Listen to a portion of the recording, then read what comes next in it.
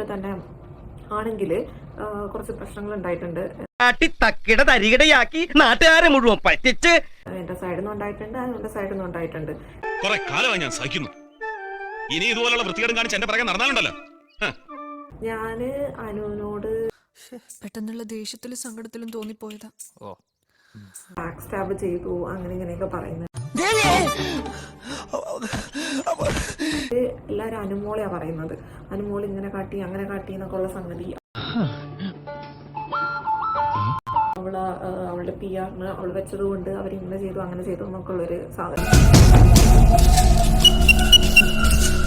കാരണം പറ്റിയ രണ്ടത്ത് ഞാൻ അറിയുന്നത് തന്നെ ഹൗസിന്റെ ഉള്ളിൽ പോയതിനു ശേഷമാണ്. അവിടെയും കണ്ടു ഇവിടെയും കണ്ടു. ഇതിന്റെ ഉള്ളിലുള്ള ഓരോ ആൾക്കാരെ എല്ലാ ആൾക്കാരും എന്റെ മനസ്സിൽ ഒരു സാധനമുണ്ട്.